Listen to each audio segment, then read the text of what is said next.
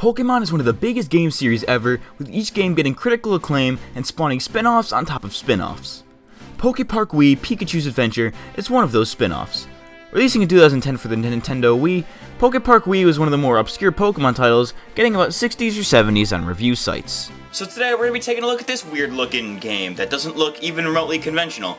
Is it any good? Let's find out. Let's just put this in the Wii here.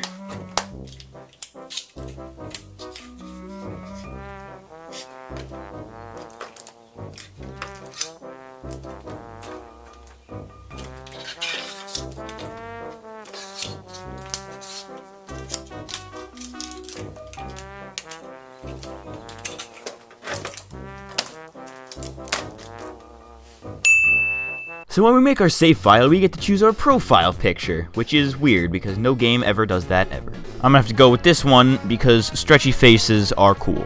Then we go into an opening cinematic where Pikachu and his friends Charmander, Chikorita, and Piplup are just having a nice stroll when out of nowhere and for seemingly no reason at all, Mew comes out and sends our group into a hole in the ground.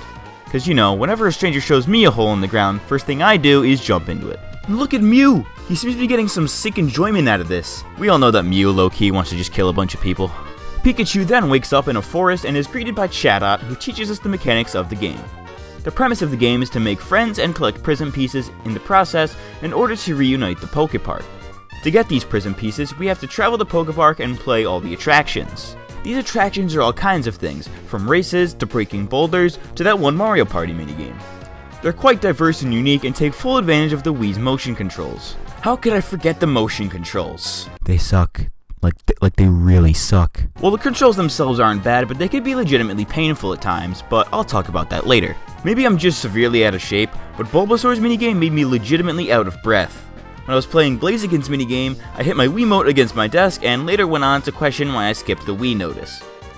Pikachu can't play every attraction at first, and some Pokemon are better than others at certain ones, so to get good, we have to make friends. Who's ready for some social anxiety? Cause I know I am. To make friends in this game, you have to play a skill game with them. The most common skill games are Chase, which is essentially tag, and Battle, which is fairly self-explanatory, but there are other ones like Quiz and Hide and Seek. If you win, you make a friend, but if you lose, then you have to try again. Apparently if you're not skilled enough, you're not allowed to be friends. I'm looking at you, Leafeon. Leafeon is especially annoying because you need to have befriended 20 Pokemon in order to even challenge it. That's like saying if I have 20 Facebook friends, I'll be able to look at your profile. Leafeon, you stuck-up snob. This game is kind of like a weird mix between Pokemon Mystery Dungeon and The Witcher. You have all these characters to talk to and befriend, with there still being a main story that you could easily get through without making many friends. When you befriend a Pokemon, other Pokemon may come to your area for you to befriend. It's not a very deep system, but this game is made for kids, so depth isn't exactly their priority. I believe I can fly. I believe I can touch the sky. Can I just say that this is the cutest game I've ever played? Like, hands down, this is the most adorable thing ever. For example, I accidentally ran into Shinx here, and he started crying. I actually felt bad for a bunch of polygons on a screen. And look at these loading screens. They're just Pikachu doing cute stuff. My heart can't take it, man. It's too adorable.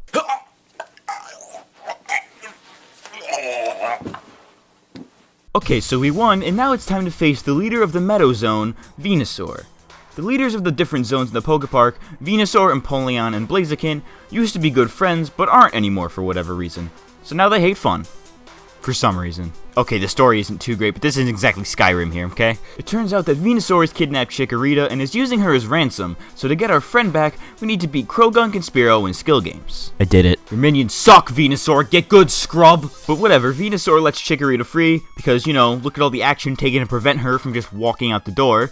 And Venusaur also lets us play his attraction, and if we win, he'll let us leave the Meadow Zone to reunite the Pokepark. It's so easy. You don't even have to be good. Once we're allowed to leave, we can head to the meeting place which connects all of the zones. Now we have to go to the beach zone, but for the sake of this video, we're gonna skip all that stuff and head straight to the lava zone. It has this really weird mining mechanic that is super tedious.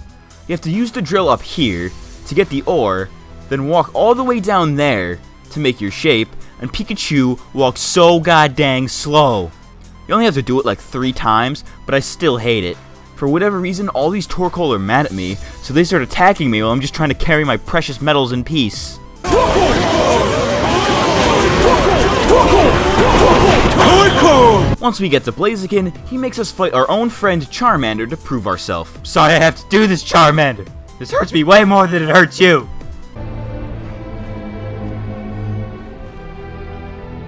You were the chosen one! Check out these sick moves though.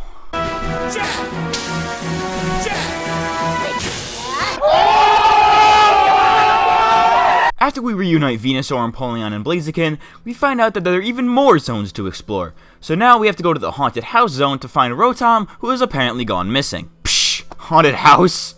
How scary can it be? You know, I think it's missing something. Spooky, scary skeletons and shivers down your spine. I am officially spooked. Let's talk about the controls real quick. This game has you holding the Wiimote sideways and using the D-pad to move, which for a third-person 3D game isn't exactly the best option. I mean, it works decently well for this game, but they could have used a better control scheme for sure. Perhaps they could have used the nunchuck, because, you know, that has a joystick. The controls made the Haunted House in particular quite difficult because you have to run through narrow hallways, and it is super annoying, and it makes me want to kill myself. So we make some friends, play some attractions, find Rotom, and Pikachu dabs. Then Pikachu does this cute little dance with Rotom, and it reminds me of Jet Set Radio for some reason. After a few more pretty short zones, we get to the final portion of the game, where we have to go to God's domain itself, where we have to find Mew. I'm not going to spoil anything in case you want to see the ending for yourself, so I'll just talk about the game now. The story, while not very complex, and not meant to be taken seriously, was cutesy and almost made me shed a tear at the end. Almost. I almost cried. The ending itself wasn't sad, but it made me remember that the adventure was over, and that was depressing because it was such a lighthearted and generally fun game to play, despite the game being super easy and made for such a younger audience. It's super fun to run around and make friends, which is something we socially anxious ones aren't the best at. I was legitimately happier when I played it, and the premise is so simple that you don't even need to remember how to play it to have fun with it. It's a fun, adorable, and generally underrated game, and if you have a Wii or Wii U, then I definitely recommend picking this game up. It's definitely going on my list of games to play when I'm sad, and I don't think it's going anywhere anytime soon. So all in all, would I recommend this game? The short answer is yes. If you're going through a rough patch in your life, suffer from social anxiety, or you just had a bad day, then I'd say this game is definitely for you. Oh hey look, I forgot something. Let's just put this code in, and... Oh shit! What up? Hey everybody, thanks for watching my video. If you enjoyed, then please leave a like, and if you're into that kind of thing, then you should subscribe, too. You can also follow me on Twitter for all your social media needs. Again, thanks for watching, and I will catch you next time.